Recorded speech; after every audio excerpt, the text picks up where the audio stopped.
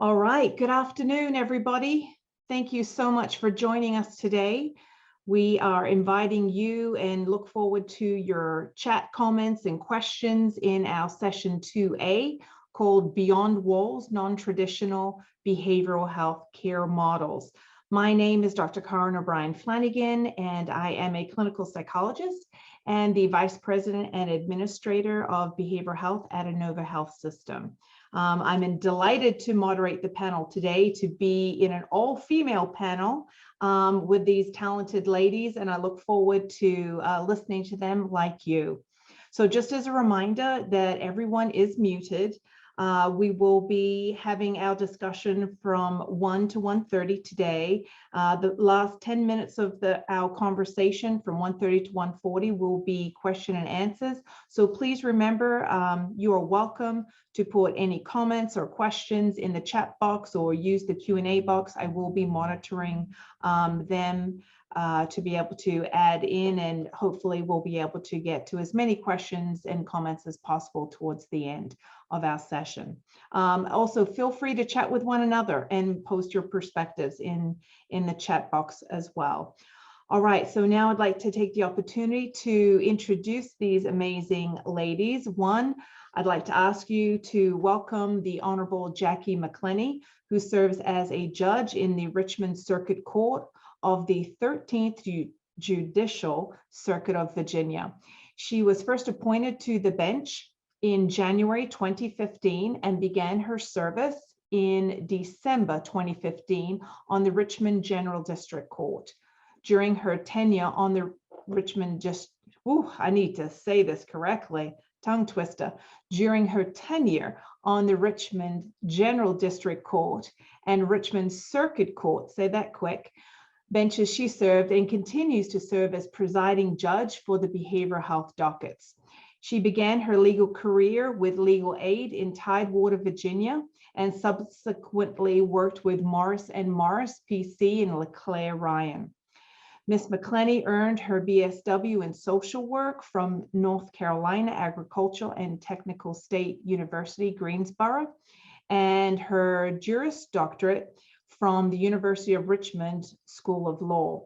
Ms. McClenney served as a member of the Richmond City School Board from 1998 to 2002 while a law student.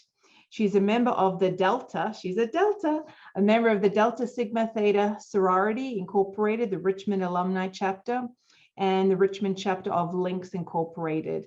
She is an avid yoga student and an instructor of hot yoga. Welcome. We'd also like to introduce Dr. Nancy Roy, who serves as the Chief Clinical Officer of the JED Foundation and is an Assistant Clinical Professor at the Yale School of Medicine, Department of Psychiatry. Dr. Nancy Roy has over 20 years experience as a psychologist working in college mental health. She serves as the Assistant Dean of Health and Wellness at Sarah Lawrence College, and most recently was the Associate Dean in Wellness at Rhode Island School of Design. She has been actively involved in strategic planning initiatives focused on the holistic approach to education, crisis management, and a public health model for delivery of care in high schools and on college campuses. Dr. Roy is a senior advisor for the National College Depression Partnership. She serves on the Mental Health Task Force for the Ruderman Foundation and has worked on mental health initiatives with the Surgeon General, the Higher Education Mental Health Alliance, the Department of Defense, the Veterans Administration, Milken Institute, and the Clinton Health Matters Initiative and college and university systems across the country. She earned her BS degree from the University of Rhode Island and MS from the University of North Carolina and an EDD from Harvard University. So clearly we have some very amazing women on this panel. So glad that you're here and to be a part of this. So we're going to approach today's panel from 3 different dimensions. One is looking at the context. Secondly, communication and collaboration, and then community. So we'll begin with a little bit of context for both of your programs, And Judge McClenney, will begin with you today. Would you be able to help explain what a mental health docket is and how it improves outcomes for participants? And good afternoon. Thank you very much. And I certainly appreciate the introduction. So as you indicated, I preside over the mental health, sometimes in our context called the behavioral health docket in the circuit court for the city of Richmond. It's an innovative and specialized court docket that's utilized really to hold defendants accountable for their actions when they are faced with criminal charges in the circuit court. And then it is also a docket available in the general district court and juvenile court, which I'll speak about a little bit later. But it holds defendants accountable for their actions while also allowing defendants, individuals, to gain the tools to better handle their mental health needs while living productive lives without, hopefully, future criminal justice involvement. So interestingly enough, on an earlier panel today, there was a conversation about the 988 crisis care continuum. And at the end of that continuum, or part of that continuum, was both emergency services and detention facilities. Not directly on that continuum, but I think part of it in terms of a service model is the behavioral health, mental health docket. It is an opportunity where individuals with mental health needs find themselves in the criminal justice system to have an alternative potentially to incarceration or to long incarceration. It provides, it is another way that we can call alternative sentencing. People are matched with services and have the opportunity to have their criminal matters either dismissed or reduced. At the same time, creating a collaborative in the community that provides additional services. It is a creature of statute. And if anybody wants to write it down or include it in the chat, the Virginia Code section is 18.2, 254.3. That's just the Mental Health or Behavioral Health Act. But it arises in part from the Drug Treatment Court Act. So the drug treatment courts preceded behavioral health dockets, but it's a creature, a subsidiary, so to speak, a creature of that. So it really is to keep people out of the criminal justice system in the long run. Thank you. So, Dr. Roy, we're going to ask you if you could share with us about the genesis of the JED Foundation and how it targets stigma to protect the emotional well-being of teens and young adults. Certainly, and thank you for the introduction and for having me today. I'm thrilled to be here. So the JED Foundation was started about 21 years ago by a couple, Donna and Phil Satow, whose son Jed died by suicide when he was in college.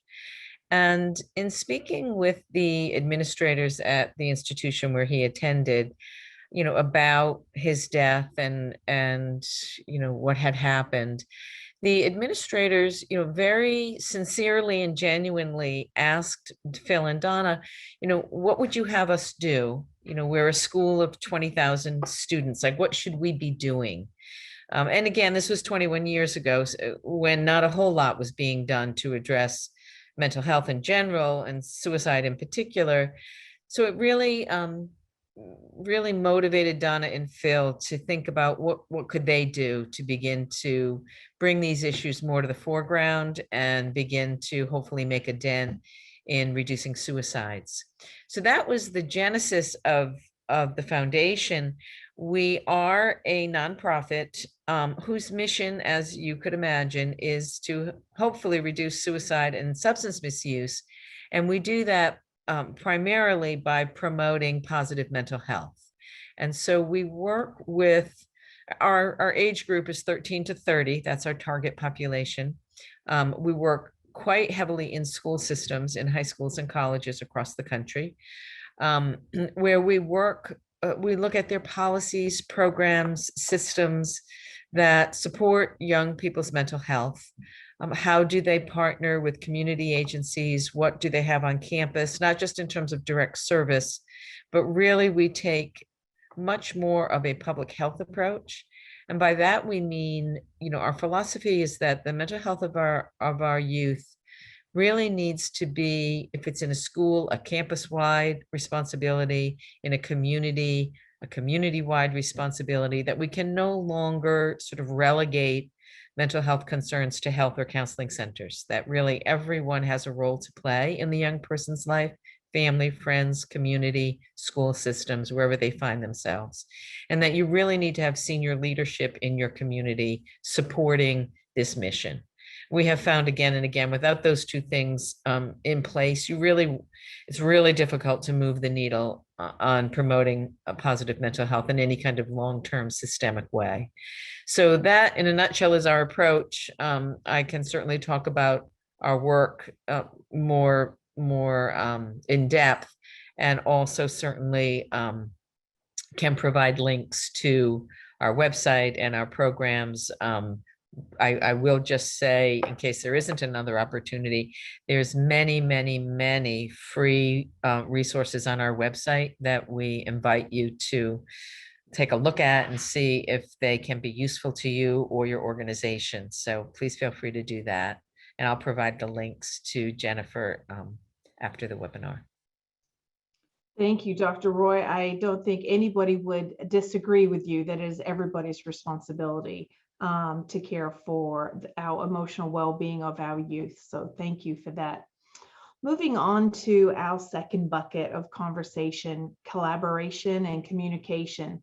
A key component of success for each of your models that you've shared a little bit with us today is centered around communication and collaboration with multiple partners. Can each of you help us understand the importance of stakeholders involved in the success of mental health dockets and programs supported by the JED Foundation? So I would say, why don't we begin with you this time, Dr. Roy, and then we'll pass it over to Judge McClenney. Certainly. Collaboration is probably one of the key elements of our work. Very consistent with what I just said about everyone having a role to play. And so how can we be aligned? How are we collaborating with one another in effective ways? And as I also mentioned, while our focus is on our youth, we certainly focus a tremendous amount on the people in our group's world, right? So parents, teachers, community providers, whoever is touching their lives, right? We need to all be on the same page about how we can support our young people. And so one of the things that stands out in our work when we work in school systems, whether it's high schools or colleges, is how are those institutions partnering and collaborating with community providers, whether it's local hospitals, whether it's community mental health centers in their area, so that when our young people need care, how is that being coordinated with community partners? For example, you have MOUs with local hospitals or care providers so that there can be exchange of information when needed with releases and so forth. In many cases, I'll give you an example. In the college case, oftentimes students, may go to a hospital, and without a relationship and a communication and a collaboration between the institution and the hospital, a student could be discharged at 3 o'clock in the morning and discharged to a dorm where there's nobody overseeing them and there's no continuity of care or discharge planning that's been discussed between the institution and who is now going to care for the student and the hospital. One small example. Others are when students need to go off campus for care, whether it's in high school where they may not have a service, or in a college where they need perhaps more in-depth care. Developing robust referral systems and relationships with community providers. And I don't know about you, but try and find a provider on your own, through your health insurance. There may be nobody within 100 miles that's on your plan. And it's a challenge enough for us who've, been around the block a few times, let alone, a 17-year-old who may not have supportive parents, or an 18, 20-year-old. It's not an easy system to navigate. So being sure that our education institutions are partnering and have significant relationships with a few partners in their community that they know and trust, where they understand the student population and what their needs are. But this all, what insurance do they take? Do they have a sliding scale? I mean, these are all communications that make for good collaboration that helps to expedite care for our young people when they need it. Without those partnerships and those collaborative arrangements, it is a system that is very difficult to navigate. Thank you. Yeah. And Judge McClenney, tell us your thoughts. Sure, I'll follow up. And I think that Dr. Roy mentioned it extremely well, and that it's a key element. Like, we can't do it, what we do, without collaboration. And I'll begin kind of on a macro level, and that is, we're required by statute to collaborate, right? There is in the Behavioral Health Docket Act, and I don't want to read it, obviously, but there's a requirement to have a state Behavioral Health Docket Advisory Committee. So that's the macro level that's made up of various stakeholders in the kind of court community and service community, to include the Virginia Indigent Defense Commission, the Commonwealth Attorney Services Council, the Department of Behavioral Health and Developmental Services. So that's macro.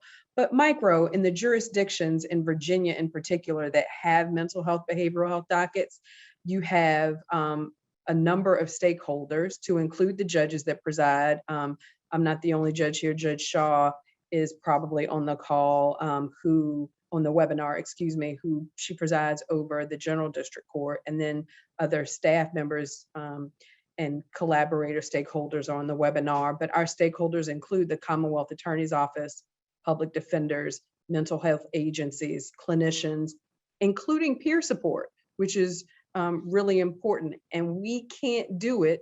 Not only are we required to do it by statute, but it can't function on behalf of the individual who finds themselves in the criminal justice service without that collaboration.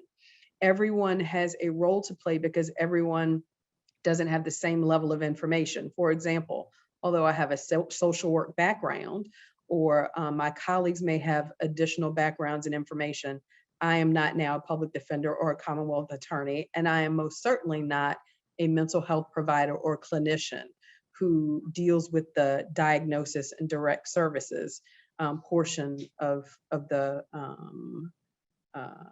360, if you will, provision of services for people. I'll go back for individuals or defendants. I'll go back to what I mentioned about that continuum of care.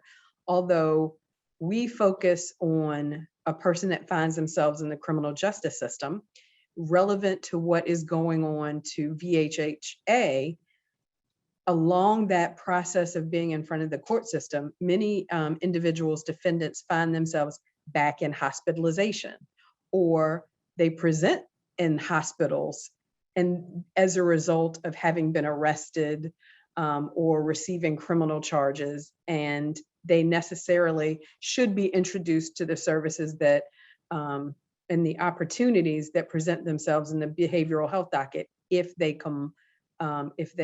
comply with our requirements in terms of what services we can provide and whether or not they qualify. We couldn't do it without communication and collaboration. Our docket meets once a month. There is another presiding judge, Judge Hairston, in the Richmond Circuit Court, but other behavioral health dockets around the state, they're not in every jurisdiction and people have to apply, couldn't do it without this full 360 support. It just wouldn't happen. As with just any service provision, our communication and collaboration necessarily means that that person progresses along the route of the docket. Thank you. I learned something today. I did not realize that we are legally required to do that. So thank you. That is a great perspective that I'm sure many were not necessarily aware of. So this question to you both, as you think about opportunities for improving communication and collaboration among stakeholders to improve community behavioral health, what opportunities come to mind? Dr. Roy, we'll start with you. Thank you for that question, because as I was listening to Judge McClenney, I was thinking, oh, I hope I have an opportunity to talk about this. It happens to be a passion of mine. And I think where there's an area for a lot of improvement, I think we're beginning, and that is collaboration of care between primary care providers and mental health providers. We find this, again, I'll use the college example since we work a lot in the college space, that they may have a health center and then they have a counseling center, and then never the twain shall meet. When in fact, I could be being seen in the counseling center and maybe struggling with anxiety and maybe even prescribed medication by the psychiatrist in that center. And then I could be going to the health center for gastrointestinal issues, and maybe I'm going there 3 times a week. And for the life of them, the primary care providers cannot find any physiological etiology to my stomach issues. Could they only know that I struggle with anxiety and that perhaps that might be contributing to my upset stomach, or headaches, or whatever it might be that I'm presenting with, or God forbid, they prescribe me a medication unknowing that I'm on something from the counseling center that may be contraindicated. We find this happening again and again, and extrapolating beyond just a college health center, which is a boundaried community. Think about the large numbers of young people, old people, all of us, that could be identified if our internists, our family practitioners, our pediatricians were screening for mental health at regular visits, and taking those extra 5 or 10 minutes to do a screen, have partnerships with mental health providers if their patient requires care. I mean, we're beginning to see behavioral health being more and more embedded in primary care, but nowhere near enough in terms of catching so many people who may otherwise fall through the cracks. Most people, much larger numbers of people will go to their doctor. They go for annuals, they go for the cold, the flu, whatever it is. A very small fraction volitionally go to a mental health clinic or a mental health provider, right? It's just not a routine. So we miss so many people that could be helped by not screening in primary care. Pediatricians' offices are key.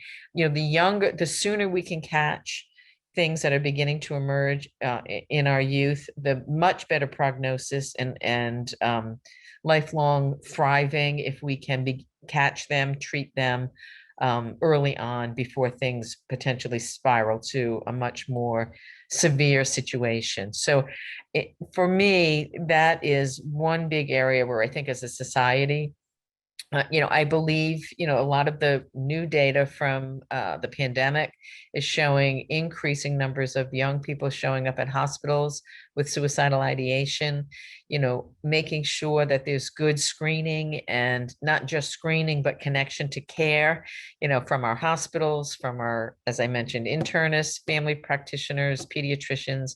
I think the system really needs to take a look at how we're collaborating along these lines and making sure that that collaboration is happening between physical and mental health providers. Thank you. And Judge McClenney, share your thoughts with us. Yeah, I'll piggyback again on what Dr. Roy said, and that is we miss people that could be helped, right? She used that language, miss people that could be helped.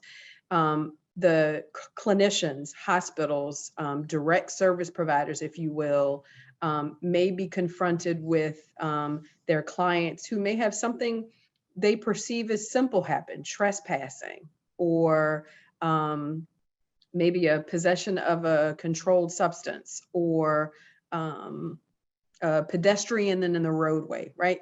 What we perceive as simple in that person, you just need to make sure they get to court. That may happen as a service provider, but they are also people that could be helped that find themselves in the criminal justice system by the behavioral health, mental health docket, that may get 360-degree services just because they happen to find themselves in care. I mean, not in care, in the court system.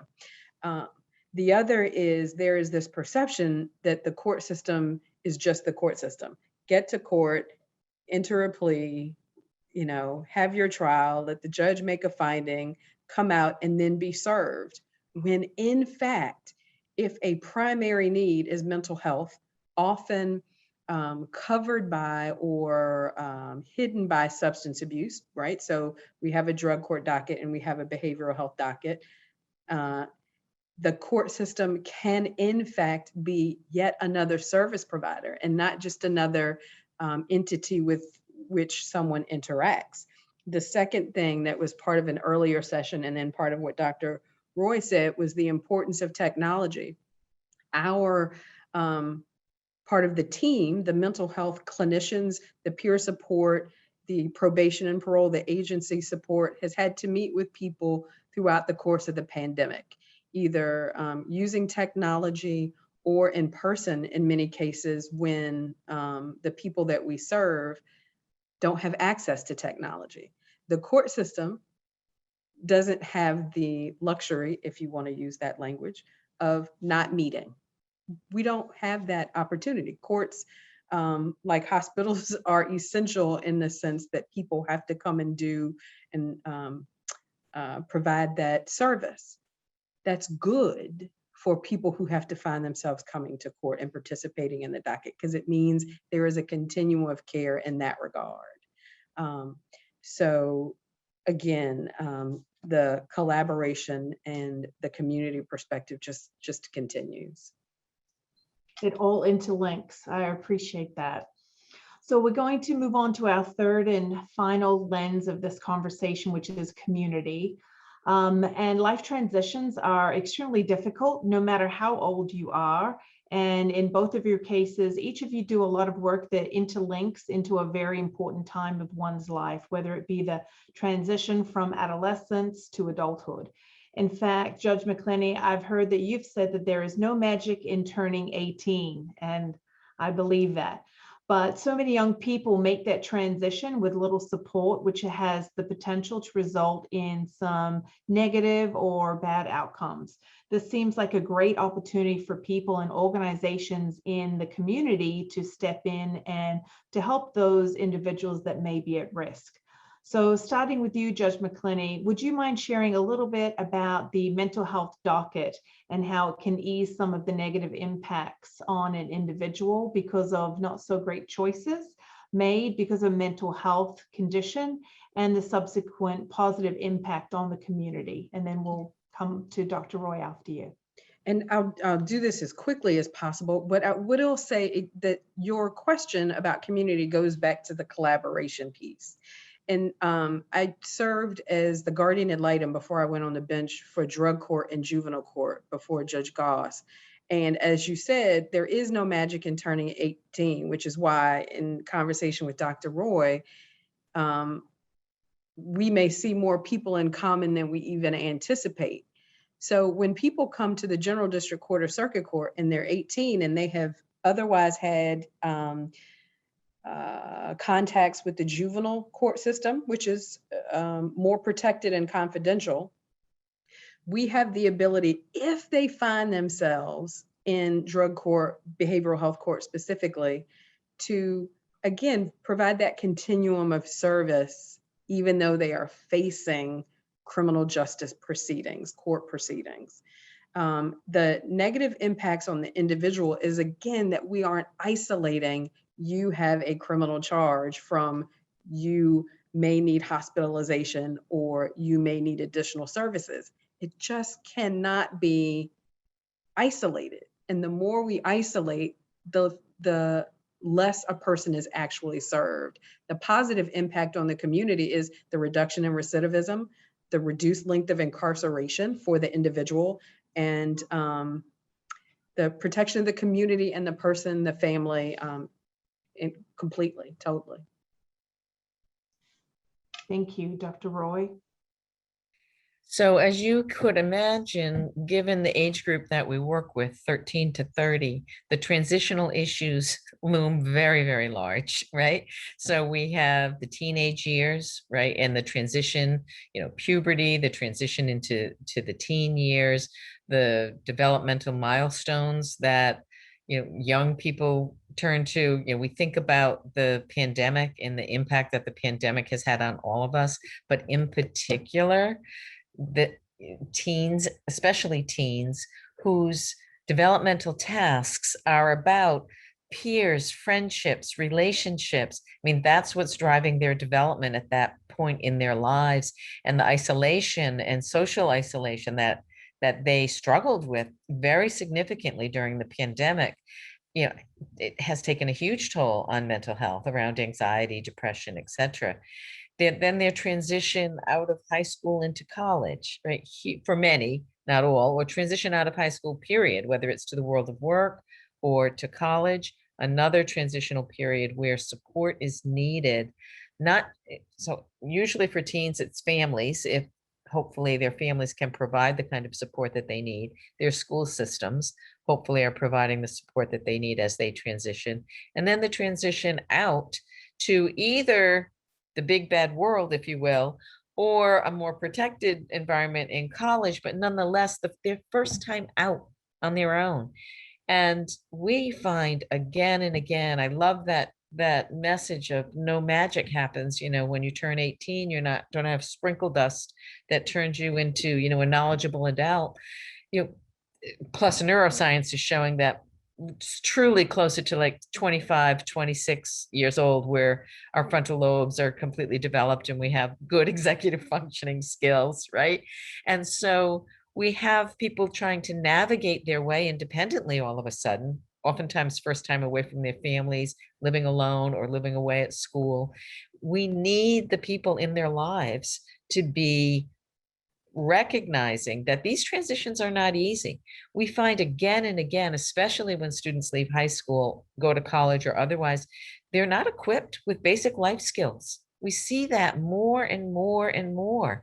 Some of it is having, for a certain segment of the population, having grown up in a very protected world, where everybody wins, everybody gets a trophy.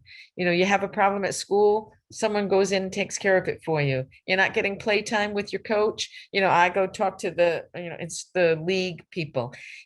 We think we're doing the right thing, some of us as parents, when in fact we're depriving our young people opportunities to navigate conflict, recognize that they have the skills to come out on the other side, to deal with disappointments.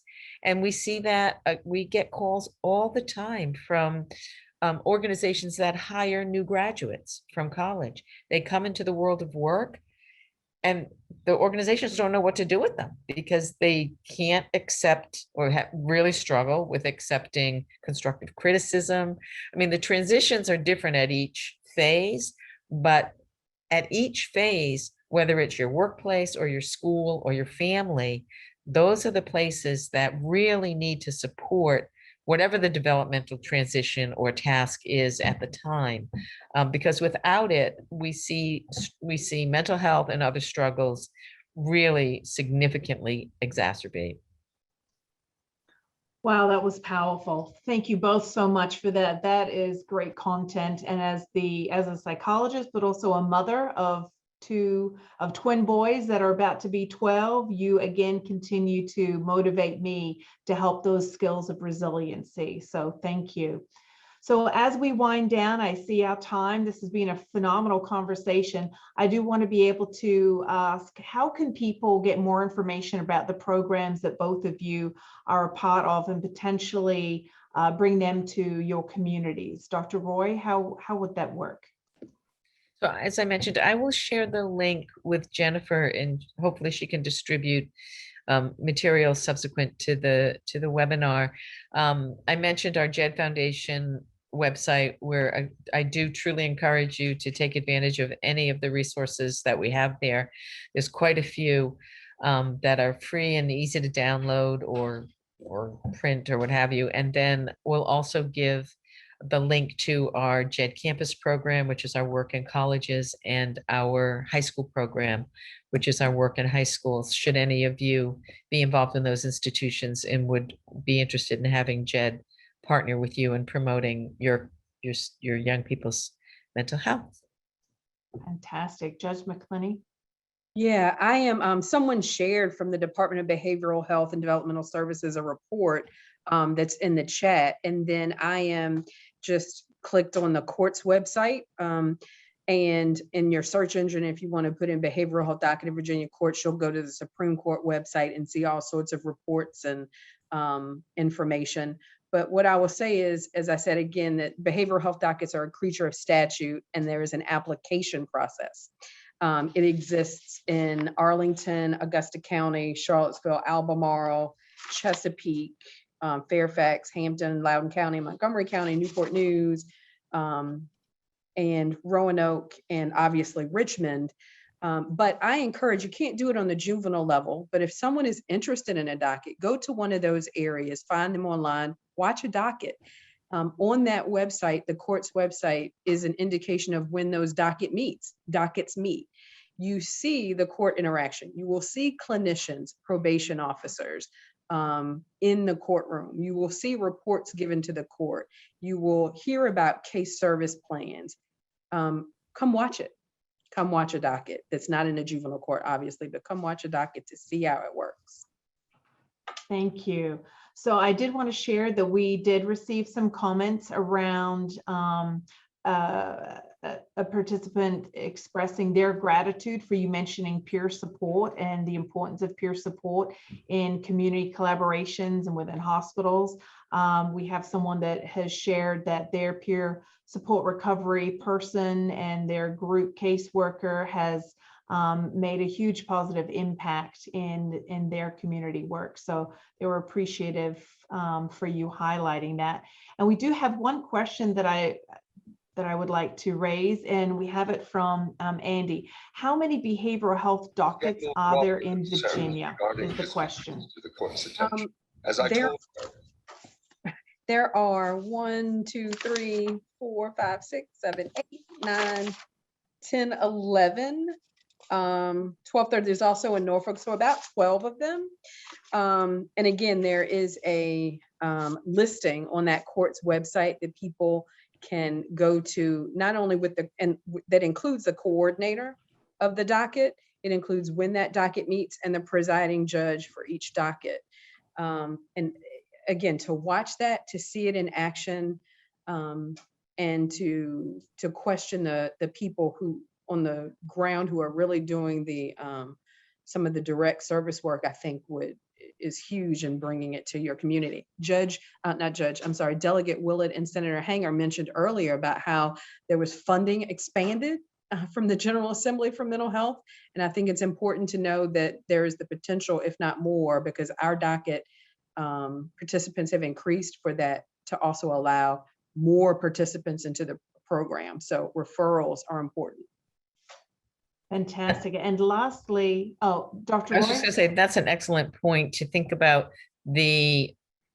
Great news that our federal government is pouring dollars into mental health, and many of our schools that have recently, begun to partner with us have benefited from using that stimulus money to promote mental health in their institutions to work with us. So there are resources out there for institutions as well to begin to do this work. And many school systems, college and high school systems are now requiring some kind of suicide prevention and mental health initiatives in the schools, which is great to see. So, but there is, thank you for pointing that out, that the recent influx of money going toward mental health has been a tremendous help.